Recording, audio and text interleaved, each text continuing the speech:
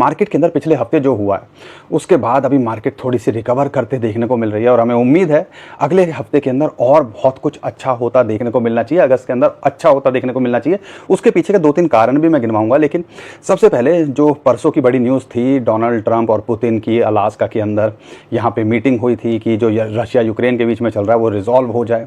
हालांकि बात शुरू हुई है, एक पॉजिटिव सिग्नल मिल रहा है, लेकिन इंस्टेंटली कोई सॉल्यूशन निकल जाता शायद हम भी एक्सपेक्ट नहीं कर रहे थे, मार्केट भी एक्सपेक्ट नहीं कर रही थी। लेकिन मैन्युपुलेटर्स भैया खेल करते हैं।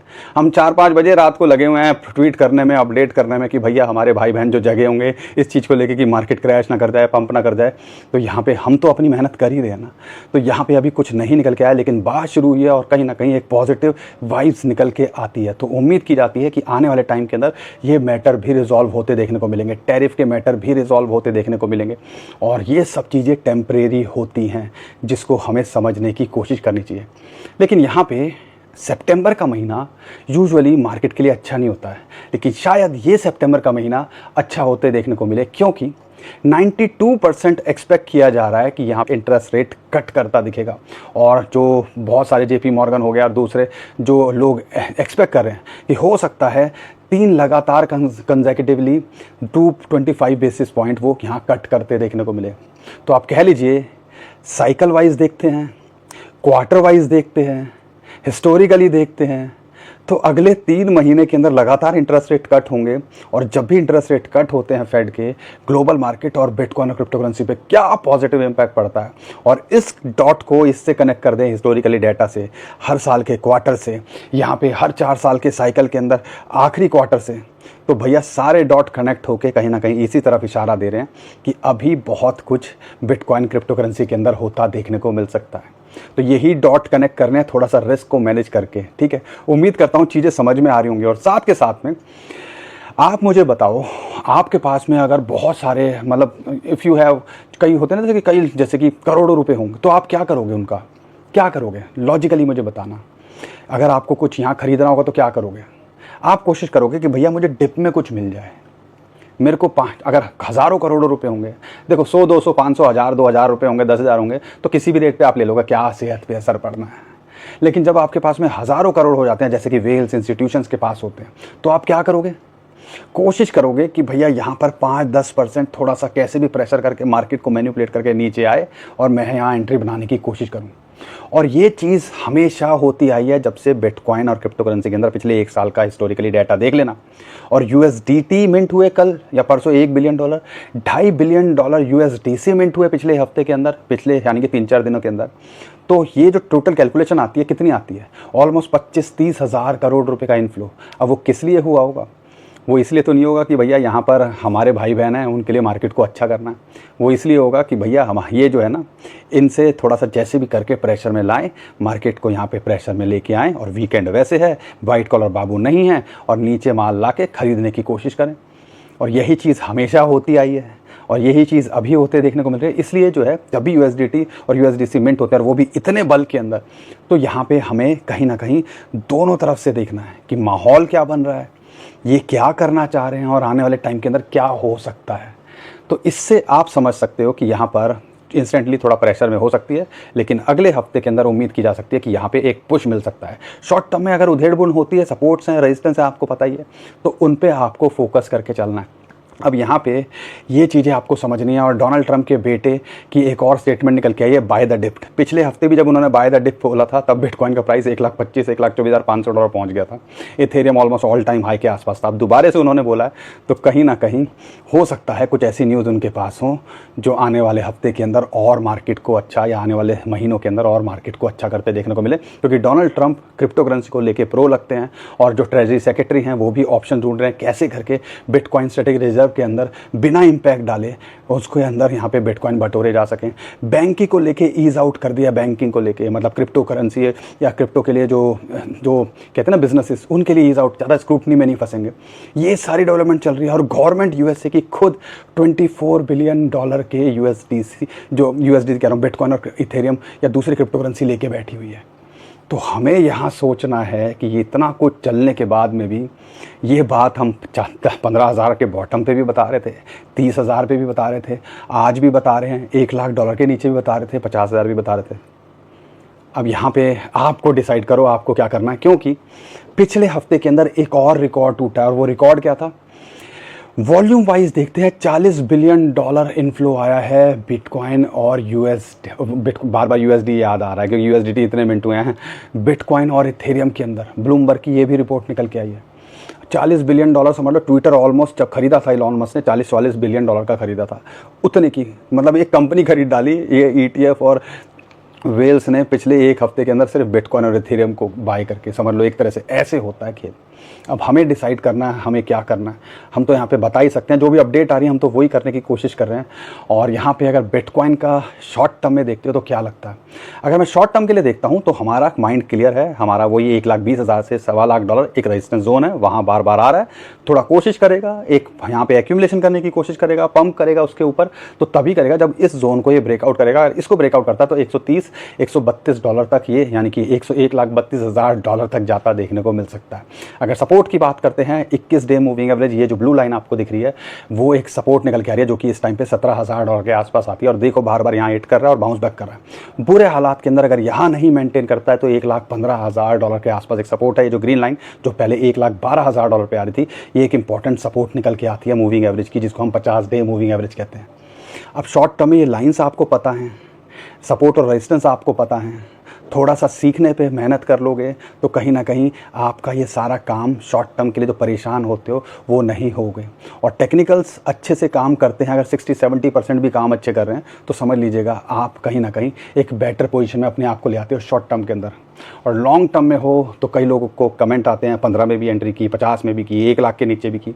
अब वो तो खुशी होंगे ना, दुखी कौन है? जिनके पास ना बिटकॉइन है ना इथेरियम है, कॉइन लेके बैठे हुए हैं और कॉइन जो ऑल्ट कॉइन्स और वो वेट कर रहे हैं कि उनका क्या होगा। उनका भी कुछ होगा, थोड़ी सब्र रखो, शांति रखो। और अगर आपको मेरी बातें समझ में आ रही हैं या आप भी डॉट हमारी तरह कनेक्ट कर पा रहे हो और अगले 2025 के 3-4 महीने और गुजार सकते हो तो साथ मिलके गुजारते हैं। चैनल को सब्सक्राइब करो और अपने भाई को सपोर्ट करो, वीडियो को लाइक और शेयर ज़रूर कर दिया करो, इतना काम कर लिया करो। और बार बार बोलते हो आप हमसे लाइक शेयर ही बोलते रहते हो क्योंकि आप करते नहीं हो ना, बिना बोले याद दिलाए। तो उम्मीद करता हूँ अब तो आप कर ही दोगे।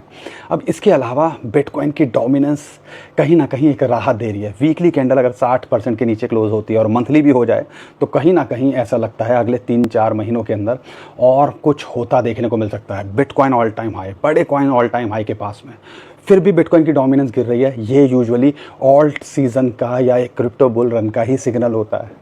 अब ये हमें समझने की कोशिश करनी है। और अगर एग्जिट के लिए देख रहे हो तो हमें लगता है कि कहीं ना कहीं अगर जब 45-40% के आसपास ये आ जाए तो एक आप कुछ भी हो अपने बड़े ना बड़े एग्जिट करने पे आपको प्लान करना चाहिए। लेकिन जिस हिसाब से अभी ज़्यादातर बड़े कॉइन्स भी बॉटम के आसपास हैं तो कहीं ना कहीं थोड़ा सा यहाँ पे आपको कोशिश करनी चाहिए होल्ड करने की और आपके कॉइन का नंबर आने की। और हमें लगता है जिस हिसाब से बड़े कॉइन्स का नंबर आ रहा है, छोटे कॉइन्स का भी यहाँ पे नंबर आता देखने को मिलेगा।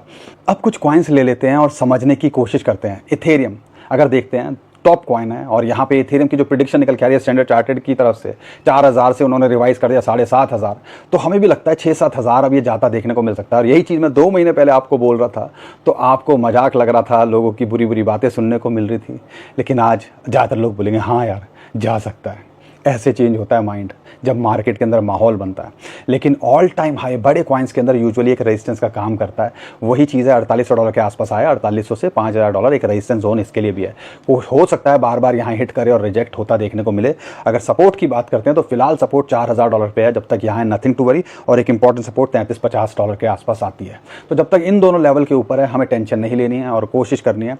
अगर आप होल्ड करके बैठे हो तो लॉन्ग टर्म में देख रहे हो तो $6,500-7 हज़ार जाने का ये पोटेंशियल रखता है।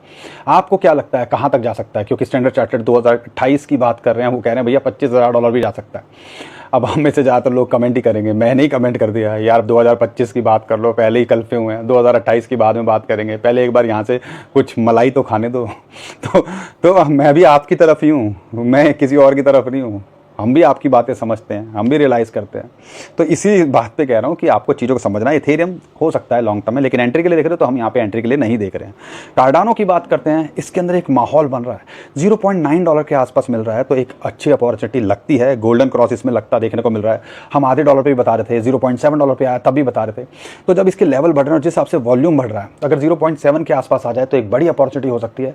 और लॉन्ग टर्म में ये ऑल टाइम हाई को भी हिट करता देखने को मिल सकता है जिस हिसाब से इसके अंदर वॉल्यूम और और हलचल देखने को मिल रही है। लेकिन इमीडिएटली देख रहे हो, अगर प्रॉफिट बुकिंग प्रिंसिपल निकालने पर फोकस कर रहे हो तो 1.2 1.1 डॉलर के बीच में आ जाए तो यहाँ पे प्रिंसिपल साइड करके प्रॉफिट के साथ में आप आगे बढ़ सकते हो, इसके अंदर ऐसा लगता है। लेकिन ये पोटेंशियल रखता है टॉप 10 कॉइन्स के अंदर।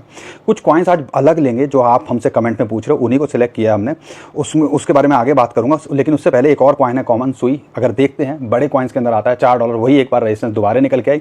अगर हम एंट्री के लिए देखेंगे तो हम $3.5 पे भी नहीं देखेंगे, हम इसको $3.2 के आसपास आए तो अपॉर्चुनिटी के लिए देखेंगे। लेकिन अगर होल्ड करके रखा हुआ है, जैसे बहुत सारे लोग होल्ड करके रखे हुए हैं, तो ऐसा लगता है ये one of the best performing coin हो सकता है इस बुल मार्केट के अंदर। एंट्री के लिए देख रहे हो $3.2, $4 पे एक रेजिस्टेंस है। अगर ये ऑल टाइम हाई $5 के आसपास इसका जाना कोई बहुत बड़ी बात नहीं लगती है। लेकिन अगर बात करता हूँ एवेक्स को लेके, बहुत सारे लोग कमेंट कर रहे हैं, तो आपको बता दूं इसके अंदर भी गोल्डन क्रॉस होता देखने को मिल रहा है। अगर एंट्री के लिए देख रहे हो तो भैया वही $21-22 के आसपास मिले तो फोकस किया जा सकता है। लेकिन हाँ, ये जो है शॉर्ट टू मिड टर्म में 35 से लेके $40 जाने का पोटेंशियल रखता है और लॉन्ग टर्म में अपने दिसंबर के हाई को छूने का भी $50 के आसपास ये पोटेंशियल रखता है। इस पर फोकस किया जा सकता है। चेन लिंक को लेके $5 पे बताते थे, अब $20 पे आ गया तो हम इसको कहाँ क्या करें इसको बता के। लेकिन जब $5-6 पे था एक साल पहले जब हम बताते थे तो लोगों को लगता था पता नहीं क्या होता है। तो इसीलिए पोर्टफोलियो के अंदर बकेट के अंदर बहुत सारी चीज़ें होनी चाहिए। बिटकॉइन होना चाहिए, इथेरियम होना चाहिए, टॉप कॉइन, कोई ना कोई एक कॉइन ही आपको चल जाए। और अभी बुल मार्केट की क्या हम कहते हैं शुरुआत में है या शुरू ही नहीं हुई है, तो यहाँ पे क्या लीड मिल जाती है। इसीलिए कहते हैं डाइवर्सिफिकेशन। इसीलिए जो बड़ी बड़ी किताबें लिखी जाती है ना, ये सब चीज़ें इसीलिए लिखी जाती है कि हम सीख सकें चीज़ें।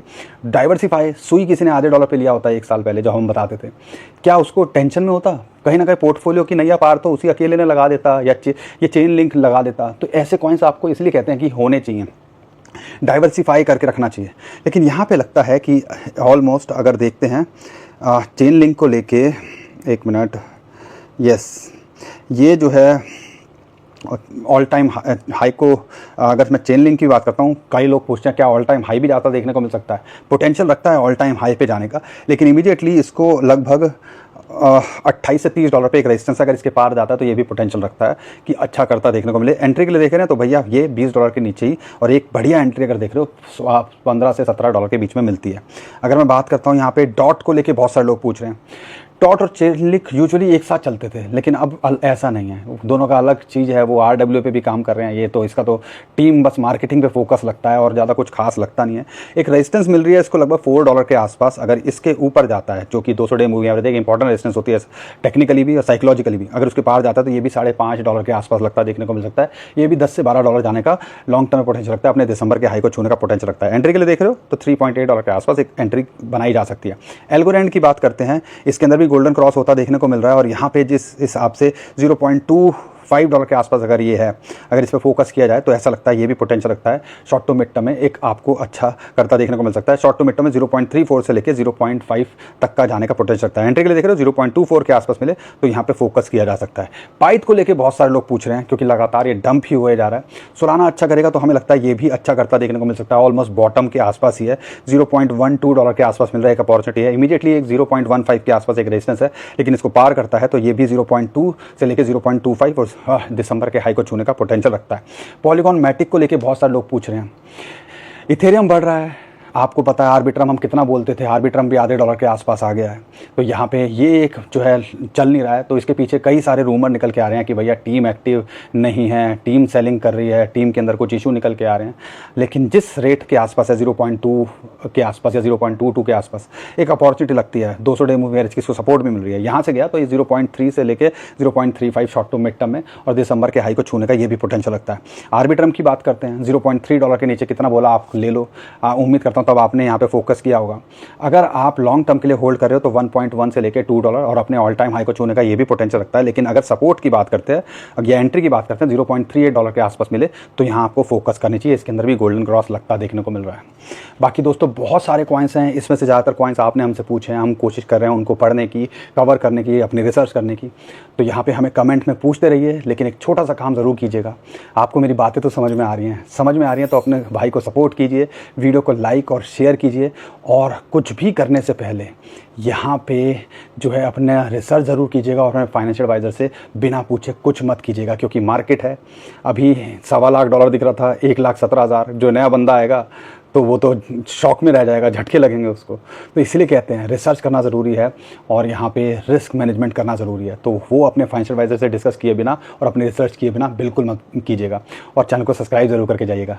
उम्मीद करता हूँ आपको ये वीडियो पसंद आई होगी। अभी के लिए विदा लेता हूँ। खुश रहिए, मुस्कुराते रहिए, कमाते रहिए। आपका दोस्त पंकज। थैंक यू, नमस्कार, धन्यवाद।